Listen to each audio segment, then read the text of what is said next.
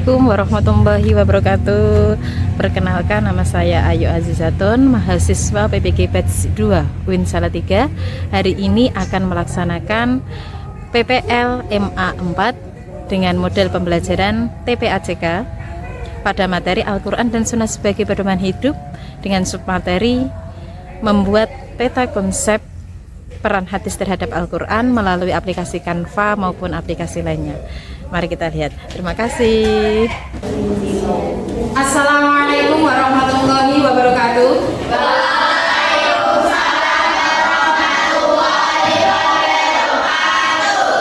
Ketuanya silakan disiapkan. Kita berdua berdoa mulai.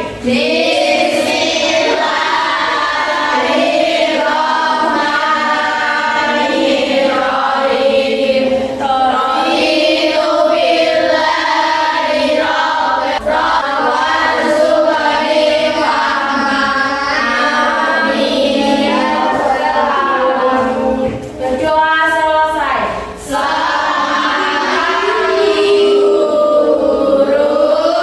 Selamat pagi. Sehat semuanya? Sehat. Bahagia semuanya? Ada yang kurang sehat? Tidak ada. Saya absen terlebih dahulu. Saya absen Aprilia Ayu Cahyani. Hadir. Sehat April? Semangat? Dan kenapa sayang? Habis berantem sama mama. Semoga lekas baik ya. Kamu nanti habis pulang minta maaf sama mama ya. Ya, duduk. Asri Ayu Ningsih. Jadi sehat Asri? Bahagia? Bahagia, alhamdulillah. Sebelum dimulai pelajaran pada hari ini, silakan tengok kanan kiri kalian. Jika ada sampah, silakan diambil. Sudah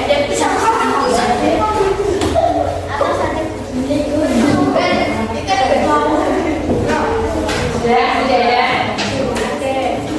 Tujuan pembelajaran. Apa tujuan? Yang diharapkan kalian setelah mempelajari materi ini, kalian dapat membuat peta konsep yang jelas dan terstruktur dengan baik, mencakup definisi hadis dan fungsinya dalam konteks Al-Quran. Yang kedua, kalian mampu menunjukkan kreativitas dalam penyajian peta konsep, misalnya dalam menggunakan warna, gambar, atau elemen desainnya. Paham ya? Paham. Nah, yang kemudian pertanyaan pematiknya, apa yang kamu ketahui tentang hadis? Ya, silakan April. Hadis adalah sumber hukum yang kedua setelah Al-Quran. Sumber hukum yang kedua setelah Al-Quran. Benar atau salah? Benar. Ya, tepuk tangan untuk Mbak April. Yang kemudian, ada berapa macam hadis kemarin? Apa saja? Hadis hasan, hadis dhaif, dan hadis mau'udh. Dibuatlah konsep agar kalian mudah untuk memahami suatu hal. Itu adalah konsep. Nah, alur pembelajarannya, kalian nanti membentuk kelompok. Nanti dibentuk kelompok. Yang kedua, setiap kelompok bekerja sama membuat konsep tentang peran hadis. Dan yang ketiga, menggunakan aplikasi Canva ataupun yang lain dalam membuat konsep. Diharapkan apa? Kalian nanti dapat memahami menggunakan apa yang kalian punya. HP yang kalian punya itu tidak hanya untuk main TikTokan, hanya tidak untuk scroll-scroll, main app-appan dan yang lain sebagainya. Agar apa yang kalian punya itu nanti bermanfaat juga dalam bentuk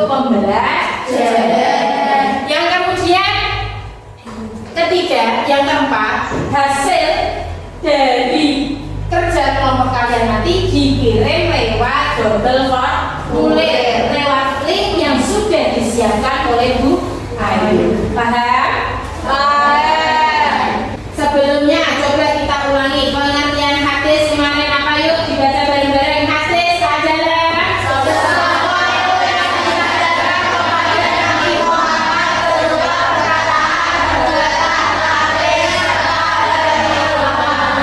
sesuatu yang disandarkan kepada Nabi Muhammad baik berupa perkataan, perbuatan, takrir serta hal ihwalnya.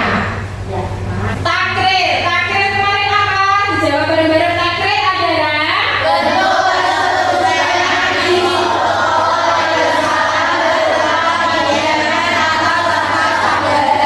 bentuk persetujuan Nabi Muhammad baik berupa pendayangan maupun sandaran Nabi Muhammad Shallallahu Alaihi Wasallam. Yang kemudian nama lain hadis kemarin ada sunnah, asar, dan khobar. Peran hadis ada 4. Yang pertama ada bayan, kedua ada bayan, yang ketiga ada bayan, yang keempat ada bayan, kemudian takrir. Apa itu bayan takrir? Yaitu memperkuat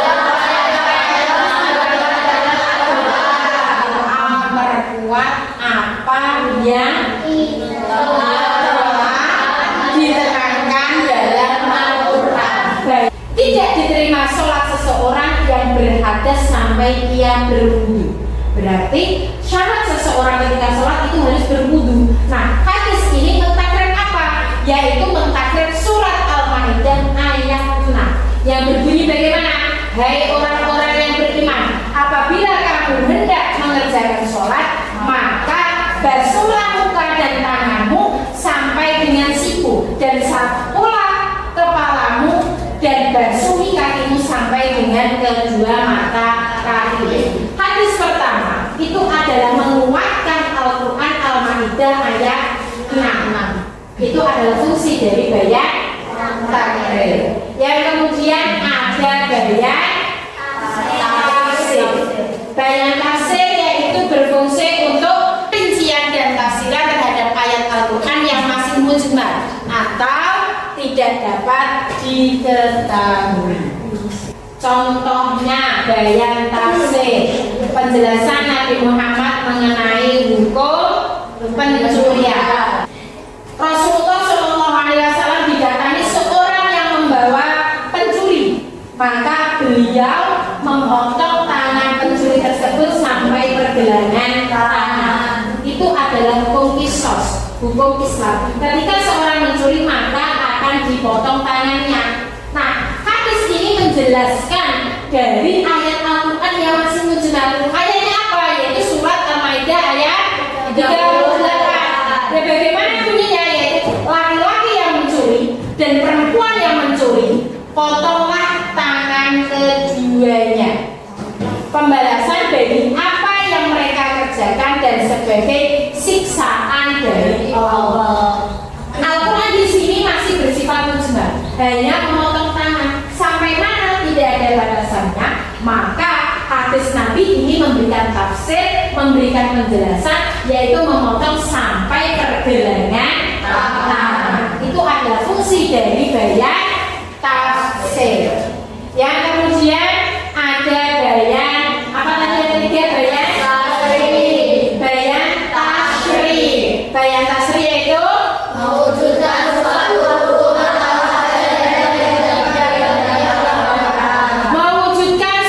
hukum atau ajaran yang tidak didapati di dalam Al-Quran. Berarti hadis di sini berfungsi memberikan hukum yang jelas terhadap ayat Al-Quran yang dalam penjelasannya tidak ada hukumnya. Dan yang keempat ada bayan nase. Nase. Apa itu bayan nase?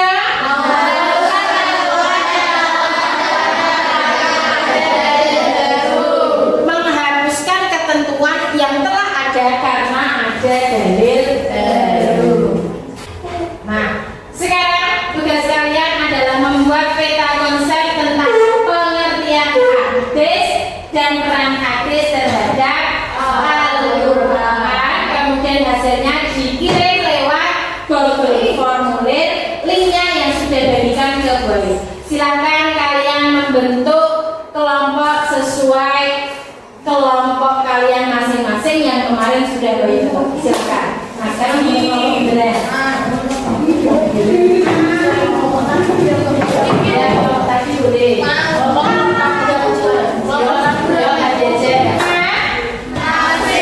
Kayaknya sekarang Mas kita ice breathing dulu.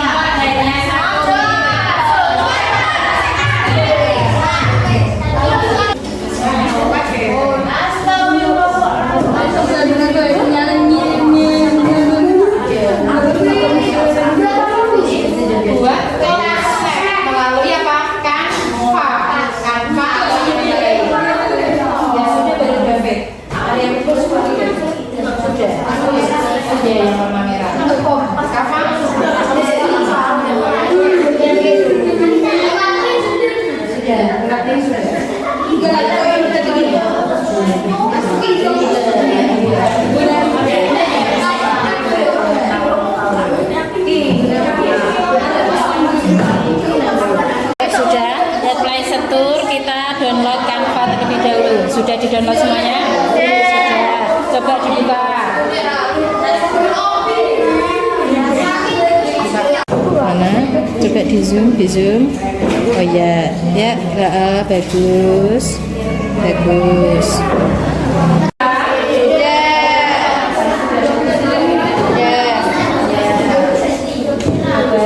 Pilih warna yang cantik sesuai dengan dikasih kalian.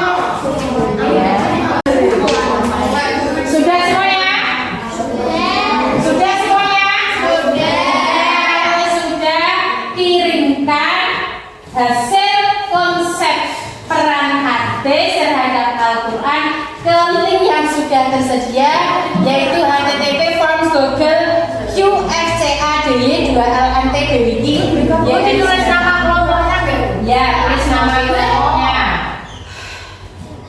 tulis nama. Nah, kita simpulkan bersama perang hadis terhadap Al-Quran. Tadi yang pertama adalah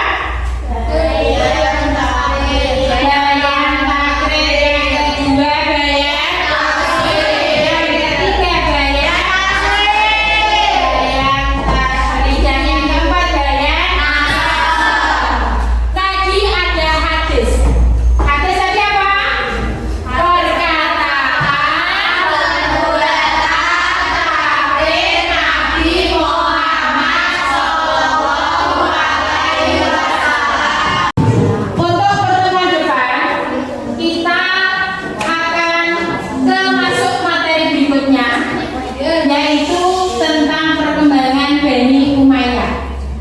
Nah, pelajaran materi pada Al-Quran dan Sunnah sebagai pedoman hidup, alhamdulillah hari ini sudah selesai. Kita tutup pelajaran hari ini dengan bacaan hamdalah